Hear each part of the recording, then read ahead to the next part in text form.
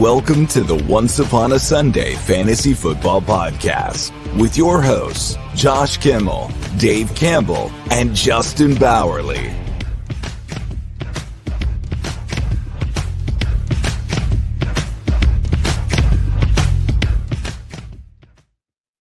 Welcome to Once Upon a Sunday Fantasy Football Podcast. I'm your host, Josh, and today on this beautiful, wonderful, sunny, hot, blazing, not a cloud in the sky, not a snowflake in the air, beautiful day here in Tampa, Florida. We're breaking down the showdown for the week 6 or week 2 of your playoffs. I play my co-host in a big matchup, which we went through yesterday. We shouldn't be playing together, but we are. So we're going to help each other out and try to beat each other because I feel like Justin tailored these questions or these showdowns to our matchups. Might be wrong, might be not wrong, not sure yet. But let's bring in Justin. What's going on, dude? That would be amazing. I really did think about going into our league and just looking at the matchups that we have together and going, all right, should I start Patrick Mahomes or Drew Lock this week? Like, who should I lock in right now? I decided against it. That seemed a little cheap. And besides, my studs are just absolutely, I mean, who are you starting? Patrick Mahomes or Drew Lock? Like, I don't know. Right? Like, I don't. I don't know. I don't know. I just wanted to let everyone know that the warmest day in Christmas Day of all time in Tampa is 86 degrees, and we're gonna hit that, baby. We are at a heat stroke, heat wave. Everyone stay cool out there. Hope everyone's like, chilling on the beach, enjoying their. I'm so mad. I have to get this rant out here. I have to, Justin, because I just went on a walk before the show, and I'm in a hockey jersey, and I'm in shorts, and I'm sweating profusely in the month of December, and I'm sticky, and I'm miserable, and I'm getting sick. Sorry, Bobby. Florida. That's it. Can we move on to the show? I know I'm the one holding this up. I know that. I'm just so mad. I hate this world. I hate Florida. Let's move on to we're gonna hit the all-time record for the hottest Christmas of all time. We're on pace. That sucks. You know what else sucks? These matchups that you know why? Because they're so difficult. They're so difficult. That's why we make these decisions. I know, and that's why you have to make these decisions. Do not do what we did and start Jameis Winston and bench Anthony Richardson this weekend, because guess what? Jameis is not starting. So therefore, we don't have that pressure anymore. But Justin, we do have news. You asked me before the show, do we have news? Oh yeah, we do have news. You didn't hear about this? You didn't hear about this? Oh, we do have big news. Yeah, we do. Oh my. How did I forget about this? Oh, do you want me to No, go ahead. Go ahead. You do the thing. You do the thing. Oh, well, I was going to do this. Yeah. Kirk Cousins is benched for Michael Penix Jr. Josh, that's crazy. It is crazy. I mean, Kirk Cousins has been falling off a cliff for a while now, for a big time while. This was the biggest thing that happened out of this, which I didn't expect him to get benched. I didn't expect Penix to get the start this season. Did not expect it at all. What I did expect is right away when Sleeper and Underdog and everyone gave us this notification, every Penix owner, manager, adopter in the history of every dynasty league had to go into their chat and go, I got the starter, baby. Every single one of them. Every single league was like, Michael Penix, eye emoji. Like, it's like, shut up. We all saw it. Like, everyone saw it. You're not shocking anyone at all. So, shut up. Yeah. So Kirk Cousins has been declining since week 9. Week 9 was his best game since that time to present. 17.8 points against Dallas. That's where he had that was his last decent game. The rest of that has been trash. He's thrown 1, 3, 7, 8, 9 interceptions since that time. Really, really, really ungood stuff here. 7.5 last week is against the Vegas Raiders. Against Minnesota, who has a soft defense, he had 11.8, 0 touchdowns, 2 interceptions. Against the Chargers, we all knew this. We all expected them to blow them out, but 4 picks there. Do you think this is the end of the Kirk Cousins experiment in Atlanta? And is Michael Penix the starter moving forward into next season? In Atlanta, yes. I think This reminds me of Russell Wilson, where like they're getting wins, but they're not like really getting wins. Like he's not doing well. Whereas Russell Wilson kind of turned it around there at the end for Denver, but they still benched him. They went to their another quarterback that wasn't Russell Wilson. I think his time with Atlanta is over. They can cut him. They could probably lose Can they?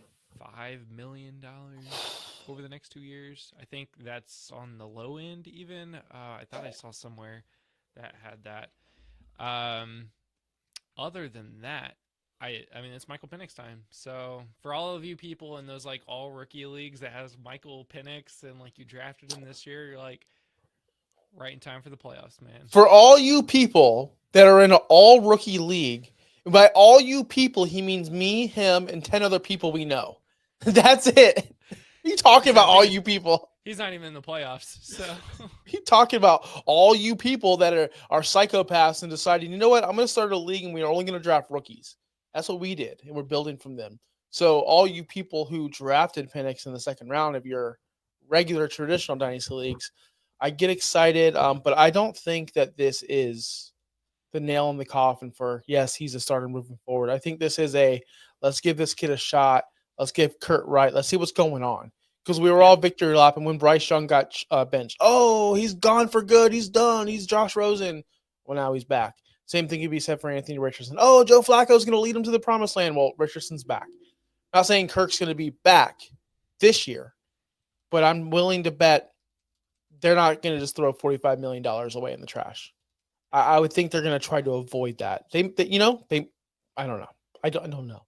But it's big news. So if you're in the fantasy playoffs and you have this decision and Michael Penix is out there, I'm going to say, chill. We don't need to pick him up. We don't need to start him right now. But he is an option for Dynasty. And I think this is good news. Good news for the Falcons. A lot of people go out and pick him up right now. So I know people are excited. And they're going to be excited. And I don't blame them for being excited. It just, we got to relax on these kind of things. Anyway, we have a question in the chat. Chase Brown or T. Higgins start for flex. Yeah, this is no question Chase Brown. Chase Brown is a top 10 running back this season. So T. Higgins, where he can be really good in some weeks, he is really bad in every other week. Like we said, Chase Brown or T. Higgins is the Jalen Waddle of the Cincinnati Bengals. Yeah, RB9. Like that. Chase Brown should actually be in your starting running back position, not just your flex. T. Higgins, man, as much as we talk about how Higgins is such a bum, he's solid. He's super solid, and I understand. Good. I understand. Yeah, he's on the roller coaster, whereas Chase Brown's really not on the roller coaster. He has no competition. He gets so many targets. I'm just looking at his stats. He's actually only had two bad weeks that he's played. Yeah, T. Higgins has been spot on this year. Okay, tell me, I want to know, CK Vlogs, who's in your running back position? Because Chase Brown should be in your running back position. And is he better than Chase Brown? Because if he's not, then it's really that guy versus T. Higgins in your flex position. Well, not Chase Brown or T. Higgins. It's not like Chase Brown was a top, 8-round pick. He was going late. He could have easily, CK Vlogs could have easily gotten Derrick Henry. And we're in week 16. Who cares? That's I'm just saying, but I'm just telling you, his running backs could be super solid. I'm just telling you. Maybe he has Christian McCaffrey. No, he does not have Christian McCaffrey. He maybe dropped Christian McCaffrey. Maybe he has Travis Etienne. Maybe he has all these guys that he drafted really high over Chase Brown, and now Chase Brown is his lead back. I want to know more about CK Vlogs and who your running back situation is, because T. Higgins, 17 points per game this season. That's 10th best in the league for a points per game basis. So don't sleep. I'm back in on T. I'm back. It's fine. Yeah, like I said, when he plays, he's really good. So if he's healthy this week, I can see why this would be a question. But my question is that running back position. Who do you have that's better than Chase Brown? Next question. Barkley and Mixon. See? Okay. See? Okay. I told you. He has two better ones. Is dealing with an ankle injury. So also, he's not outscored Chase Brown over the last 3 weeks. He's actually not even – he's RB11 on the season. Again, Chase Brown's RB9. We got KC for Mixon we've got Cleveland for Chase Brown with that whole team exploding. So Chase Brown has scored a touchdown in every single game except for week 11 since week 8. Chase Brown has been on a roll. I mean, let's be honest here. He's been a top 10 running back every single week since week 9. Chase Brown is the guy I'm going to roll with 1,000%. T. Higgins is easily going to give you a 0 or a 2 or a 4 or a 5. But once you trust him, I'm not getting into that business again. I love T. Higgins, and 17 points per game is great. But in the playoffs, I'm going with safety, and safety's been Chase Brown for the following, since week 9, where T. Higgins can literally fall off a cliff, which he's done it before his entire career. He could. I would certainly look at the injury reports going into this week. I would move Chase Brown up to where Joe Mixon is sitting at, and then decide the day of whether you want Mixon or Higgins. That's just me. I'm only in 9 semifinals this week. It's woo, out of 9 13. semifinals. Out of 13. Woo. It's pretty good. Another question. Dang, let's just answer questions today. Half PPR cut 1. Neighbors, McLaurin, Puka, Collins, Bowers, or Laporta. So it's 2 questions, Justin, Mr. Semifinals. So he wants Cutting neighbor. one. Yeah, he's cutting one, but then I think the other one is, should I start Bowers or Laporta? I think it's Bowers. That one. I'm going to answer that one. You start Bowers for sure. I'm starting Bowers. So I'm going to let you take over the next one, Mr. Semifinals. So we're cutting Neighbors, McLaurin, Puka, or Collins. Oof. So that's that. You can't. I wouldn't want to cut any. Playing? Who else do you have? Do you have 2 quarterbacks? Who are the Giants playing? Puka's playing the Jets. That's an easy one for me. Well, that's what playing KC. Neighbors plays Atlanta. They allow the 4th most points to the. But has he done anything since they've had back quarterbacks? Neighbors had 10 catches last week, buddy. Doing pretty well. Okay. Neighbors crushed it last week. Don't be hating on Neighbors. Neighbors is off my clock here. McLaurin, you're getting live. Oh my god. Listen here. Cut one of these guys. Yeah, that's what I'm saying. Here's what I would do. Because you asked Bowers or Laporta. Let's be completely honest and fair. Let's cut Laporta. Because we're never starting Laporta over Bowers, no matter what. Even Laporta had a monster week last week, or if he does have a monster week, that's fine. Bowers still is the tight end you want. And you're heading into, you only have 2 weeks left. Yeah, this week in the finals, if you make it to the finals. Let's not cut a super stud like Neighbors, McLaurin, Puka, or Collins, because they're all 4 super studs. Let's not put those players in the pool for a potential opponent of yours to pick up. Let's let them grab the landmine of Laporta, who's been very inconsistent all season. We're sticking with Bowers. Bowers is our guy no matter what. We're riding or dying with Bowers until the end of the year. So let's keep all 4 of our super studs, and let's drop the guy who was a super stud last year and was on and off this year. That's what I'm doing, BT. Yep. Tyrone Tracy or DeAndre Swift for running back. DJ first, let's start with that one. Tyrone Tracy or DeAndre Swift. We're going to talk about DeAndre Swift actually today. Right now, here shortly. Tyrone Tracy's got Atlanta this week.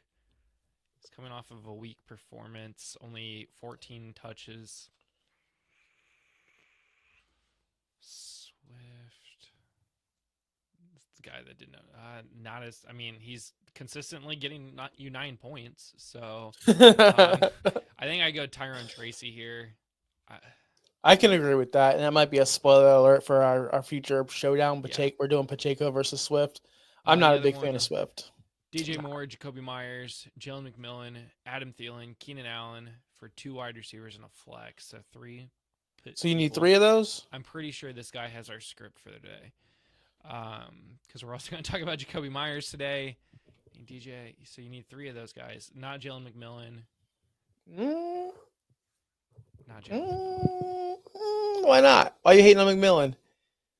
Why are you hating on Jalen McMillan against Dallas? 2 good solid weeks. Dang. Why are you hating on McMillan? Really He's paying attention to the Bucks. You should. They're putting up 40 points on the Chargers. I pay attention to every team that plays against them. You should. He has had back-to-back double-digit points, back-to-back 18.5 and above weeks. He's also had 3 touchdowns in the past 2 weeks, so he's very touchdown dependent. But hey, when you got Baker and he's balling, and when Baker's feeling dangerous, When I woke up this morning, I was feeling pretty dangerous. I'm going McMillan. He's a shoe-in. I'm going Meyers, and I'm going DJ Moore. I don't hate it. All right. Let's get to our first segment, and we'll come back and answer some more Well, questions. BT's got a simple question for me. Very Okay. simple. Knicks or Darnold? Knicks or Darnold? Darnold. I'm going Darnold. I'm going Darnold. They're going against Seattle. That's fine. That's okay. They've been on fire. Darnold's been a very good quarterback, not just for fantasy, but for real life. I feel like he's safer than Knicks, but man, every time I go against Knicks, which isn't often these days, he kind of burns me. They are going against the Chargers on Thursday night. We all know Josh hates Thursday night games, and we all know I don't really play people against Denver. So those are 2 strikes for me. The third strike is Darnold has JJ. Done. I'm going Darnold. And Addison. And Addison. Pretty well too. So. Yep. All right. We see more comments out there. Let's get to our first segment. We'll answer your question after that. All right, our first matchup, we always start out with the quarterback position, who we start between Brock Purdy, who is struggling. I'm out on Brock Purdy, by the way, or Anthony Richardson, the guy we benched for Jameis Winston. Our 0.04 points from Jameis really paid off. The guy we buried the guy you buried several weeks ago. Richardson? Yeah. Yeah, of course I buried him. I mean, we all did, except for the entire world did. I mean, that's fine. Yeah. I mean, Joe Flacco was good for like a week and a half, and then that kind of fell apart. So Anthony Richardson last week, man, 16.4 last week against Denver, under 50% completion percentage. I'm so sick of talking about his completion percentage. It's never going to be good. He's never going to be a true passer. He's never going to be an elite passer in the NFL. That's final. That's my statement. But he can rush the ball, and he can rush for touchdowns, and he's a monster. He's a big guy. 172 yards passing last week, 4.5 yards per attempt. Wasn't excellent. Wasn't awesome at all. But he still got the job done. 0 passing touchdowns, 2 picks.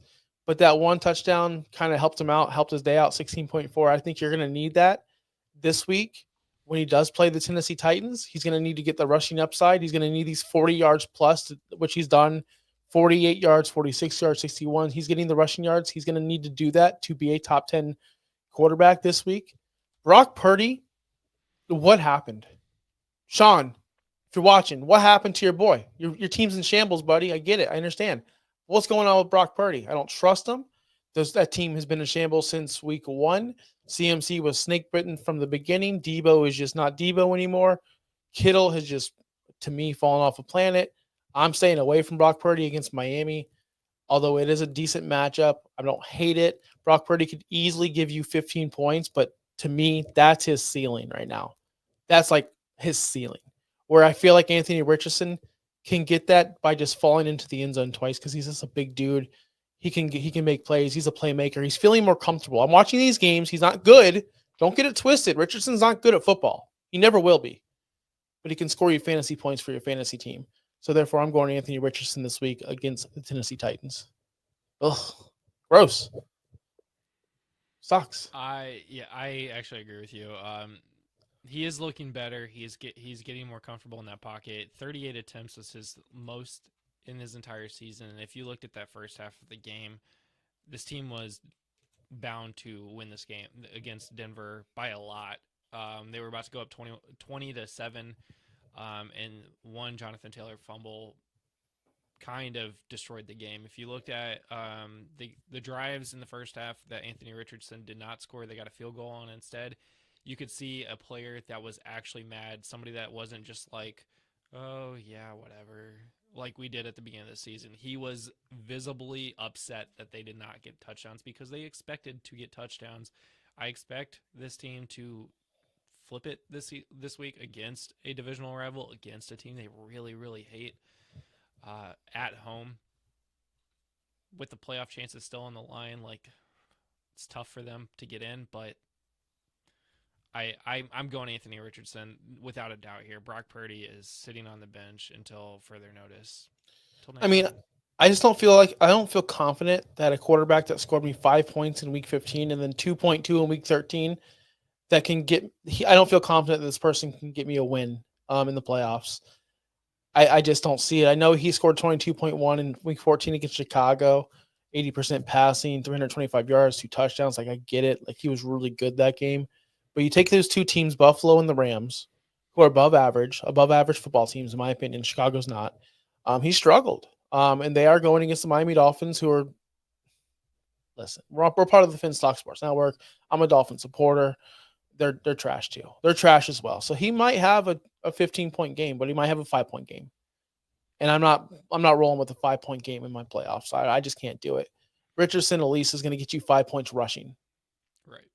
So that's my take on that.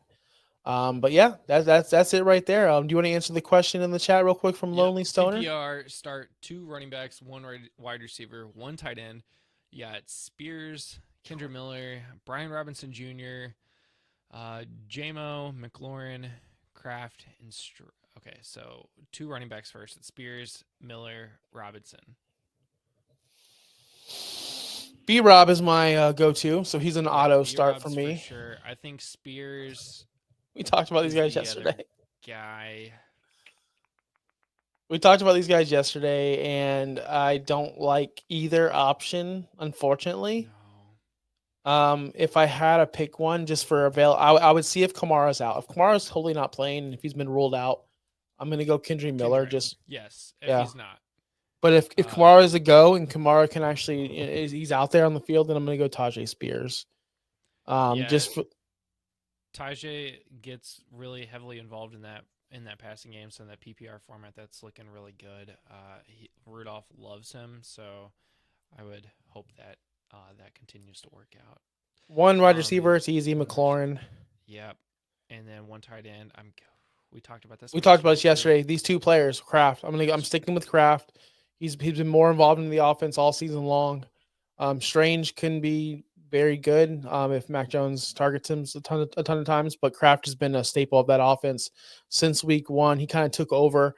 Anytime a player takes over a role, like take over the position from the guy who was above him, I'm sticking with that guy because he's proven to the team, hey, I'm the guy. Jordan Love likes him. Jordan Love feels comfortable with him.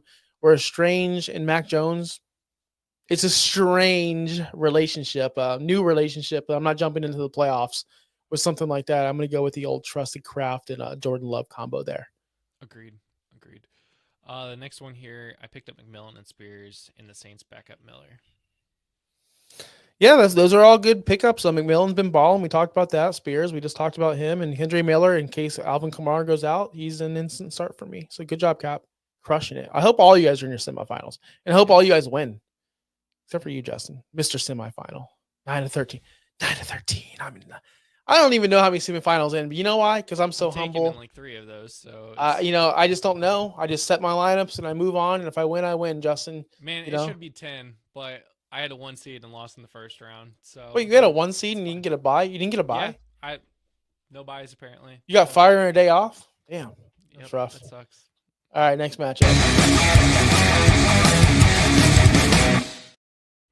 Oh man, Isiah Pacheco versus DeAndre Swift. This is the most uninteresting matchup I think we've done all season long, but it's viable. We have questions on Swift. Swift has not been excellent, and Pacheco, since his comeback, has not been excellent either. So I'm going to leave it with you up first because I don't know where I'm going. I think this one's ugly because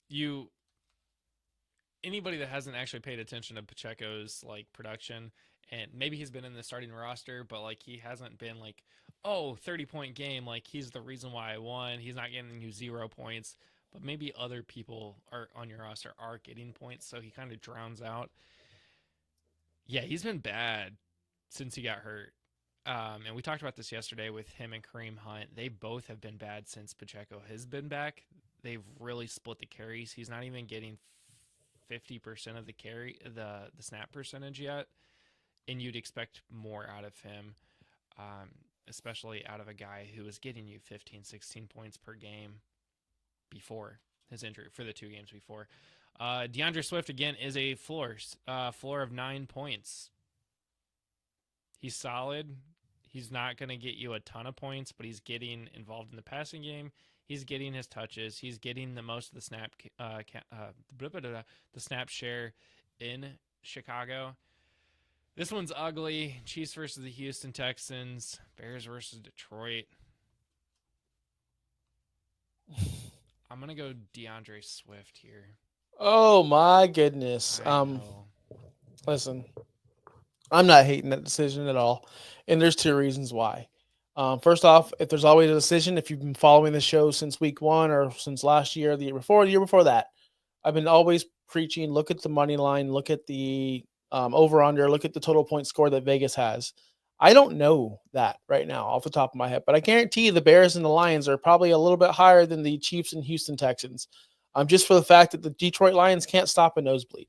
They can't stop nobody. We just saw Josh Allen do whatever he wanted. Josh Allen was playing on rookie mode in Madden last week. I'm not saying Caleb Williams is going to do that. I'm not saying the Bears offense is going to do that. But when you have weapons like DJ Moore, Keenan Allen, Roma Dunze, Caleb Williams is getting into his own, and DeAndre Swift, they can also put up points. Whereas Pacheco's playing a little bit tougher of a defense. Houston Texans. Houston didn't let Achane do a ton last week.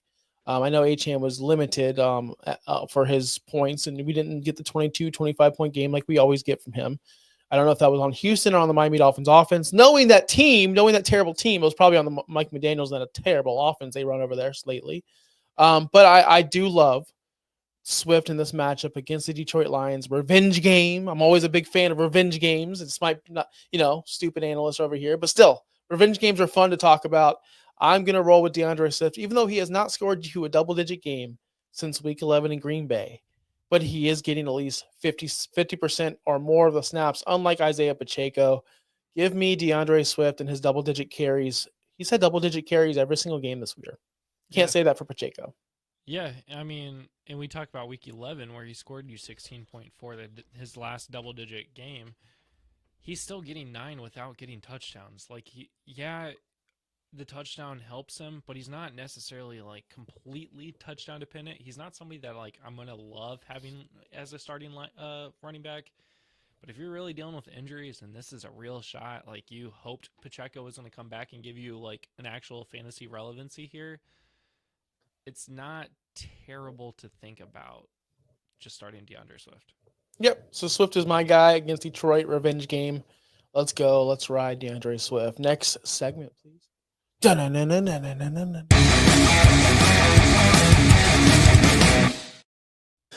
All right. To the wide receivers. Well, this is a slam dunk. What are we doing here, Justin? Who has these guys ranked closely? Because to me, they're not close. Unless I haven't been paying attention to Jakobi Meyers. I like Jakobi Meyers. He's Mr. Solid. He's Mr. I'm going to give you 6 catches for 60 yards and give you 12 points and call it a day and be happy. Now, let me go actually look to see if he is comparable because, come on, Jerry Jeudy. But then again, Jerry Jeudy doesn't have his man no more. He's got DTR. He's got Mr. Irrelevant over here. I don't know if he's Mr. Irrelevant, but I don't trust this guy at all. I don't know if I could trust Jerry Jeudy with this quarterback situation with Jameis Winston sitting on the bench. I think Jameis Winston made Jerry Jeudy something. I don't know what to think. So, Justin, looking at Jakobi Meyers and his consistency and the fact that he's going to get you like 10 points no matter what, no matter who the quarterback is, he's had double-digit points every single week since Week 11, and that Week 11 was Miami. We're at 8.8. But other than that, again, super solid, but again, nothing that's going to blow you away.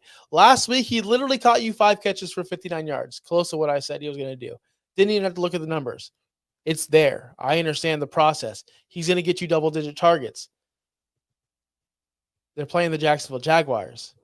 That's super cool, too. That's super fun because the Jaguars stink. The Jaguars are awful. Anytime anything Tony Khan or Shad Khan touch goes to trash. Just watch AEW. I do. It's trash. Terrible, but it's Wednesday night, and that's what we're going to do tonight. I'm sticking with Jakobi Meyers just because Jameis Winston is out this week. He's not playing.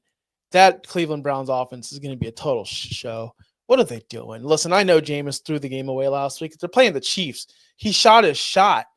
Listen, when I go up to the hottest girl in the bar and shoot my shot when I was single and I got turned down, do I just tuck my tail in the back and sit on the bench for the rest of the week?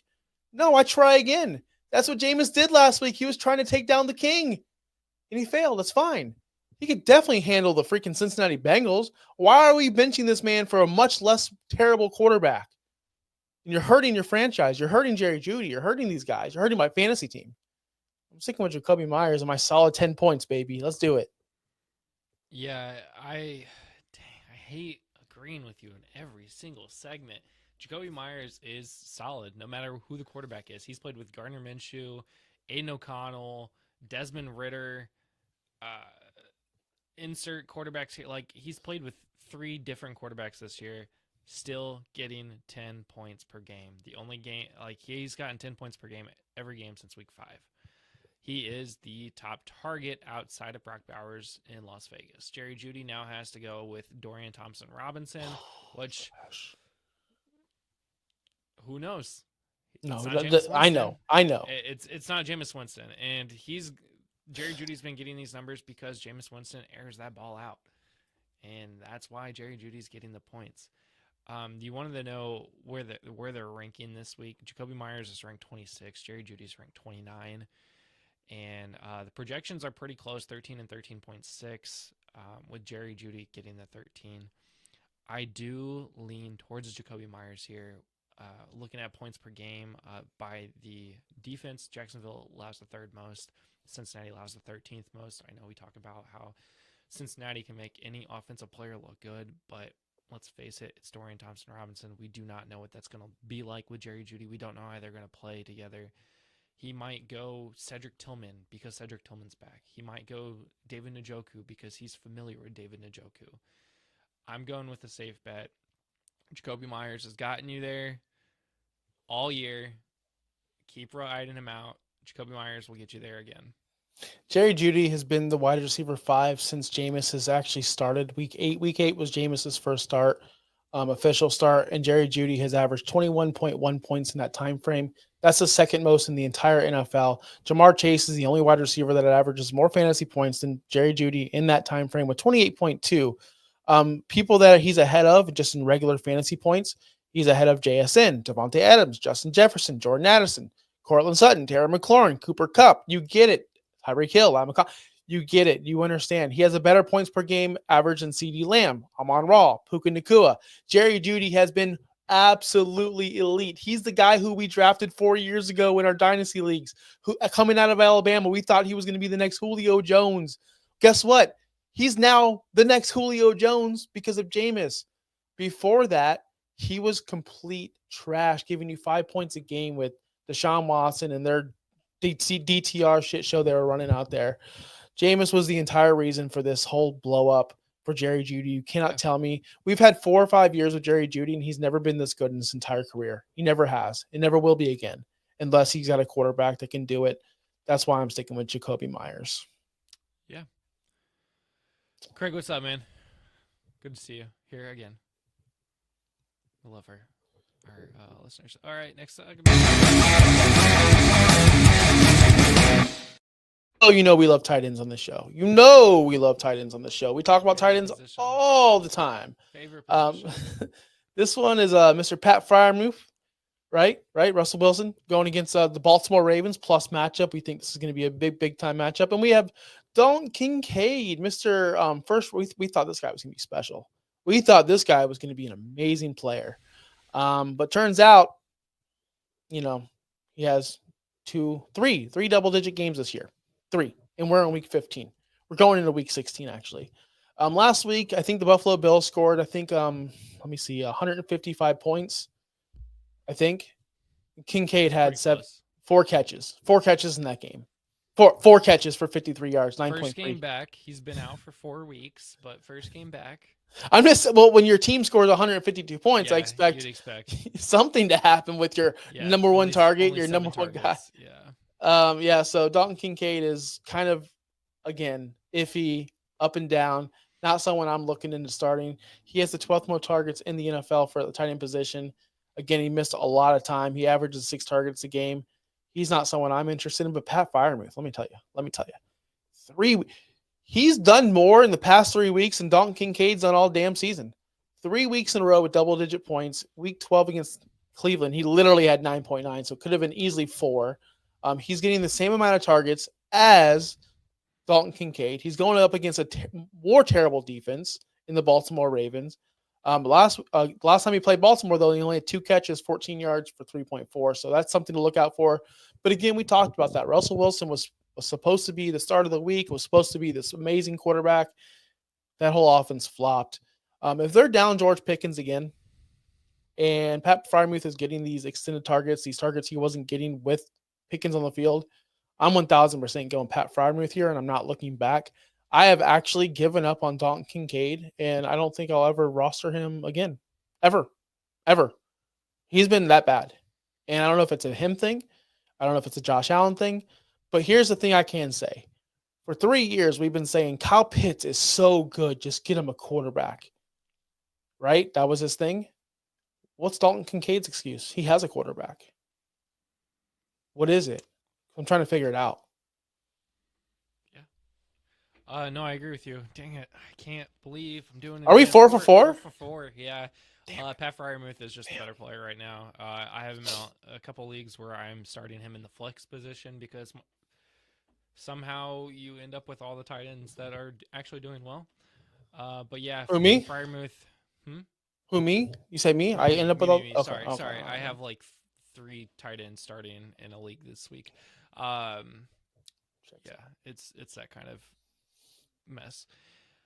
Freiermuth is getting 9.3 points per game this season. Dalton Kincaid got you 9.3 last week, but over the last 3 weeks, Freiermuth has been better. He's going up against a defense that allows more points per game to the tight end position with the Baltimore, and we are dealing with a team that is getting injured. The Baltimore secondary being injured. Kincaid is just you would think that the number one guy in that offense should get the most targets. And we're talking about a tight end that didn't even outcatch their RB3 with he had 4 receptions last week, I think, right? 4 receptions. Ty Johnson had 5. Let's go. Ty Johnson, baby. I picked him up at like 4:15 last week because I realized Ken Walker was like on my lineup still on one of my teams. Yeah. And I'm like, Ty Johnson, might as well roll with it. He scored me like 17 points. I was so happy. It's just I can't reasonably start Dalton Kincaid. I can't even roster Dalton Kincaid at this point. Like, you're right. Like, I'd rather him just be on another roster getting somebody 0 points.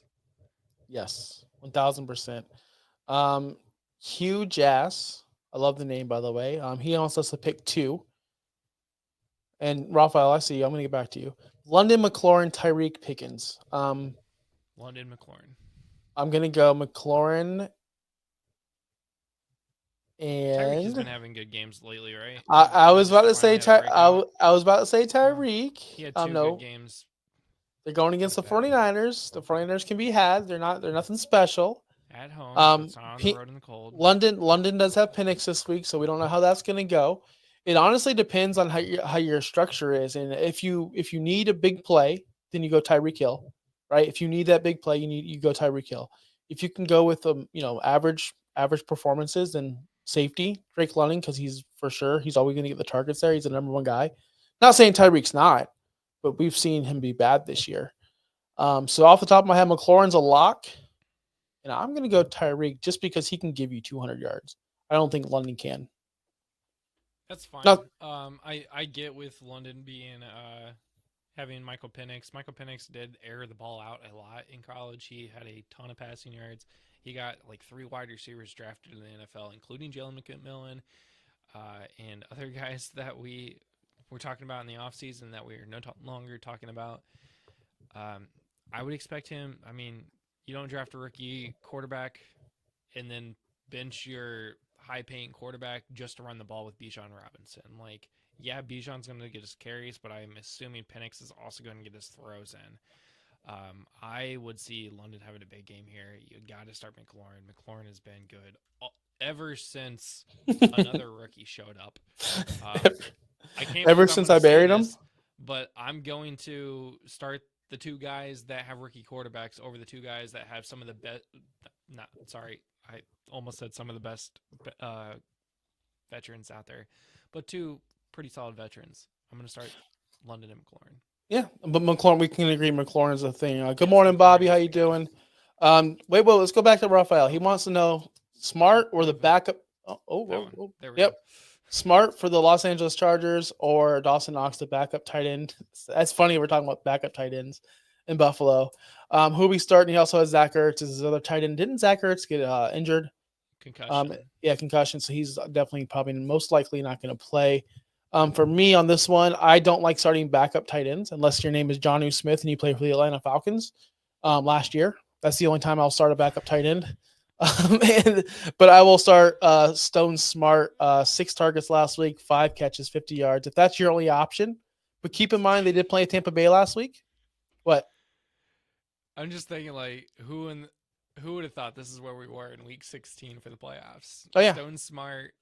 Oh, yeah. Dawson Knox or that's Zach how we roll. Ertz, who has a concussion. That's how we roll. Zach Ertz if he plays. If he's healthy and he's good to go. But if we're looking at the other two, I'm starting Stone Smart.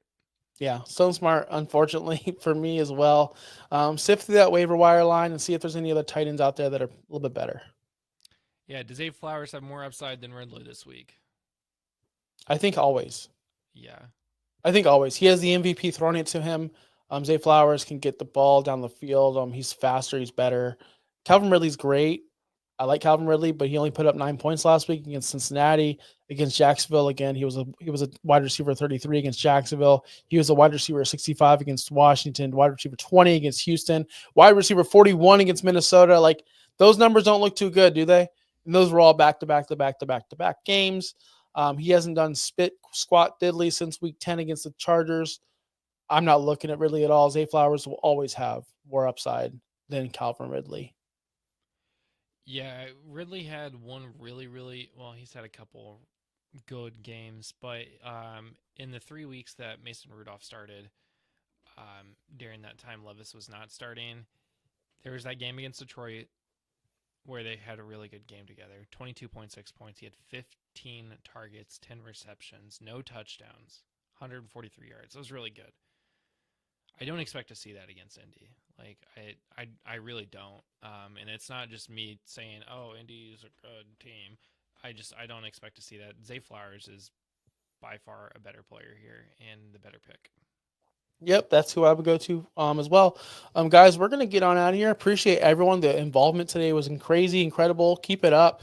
If you enjoyed the show, I appreciate you guys coming here every single Tuesday, Wednesday, and Friday at noon on the Finstock Sports Network, and of course at ousffpod.com.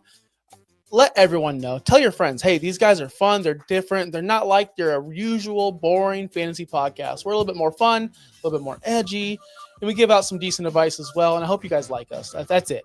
So we like you. We love you. So we appreciate it. Guys, we're going to get on out of here. Justin went away. He left me alone. I don't like that. Justin, I don't like being by myself. Come back. You want me to be it? Like, you want me to do the job? You can do my job any time of the week, buddy. We're getting out of here. We'll see you guys Friday for our ranking show. Thank you so much. Peace out. Thanks for listening. Be sure to like and subscribe wherever you watch or listen to podcasts. Follow on X and Instagram at OUSFFPOD. We'll be back next week for more ways to win your league.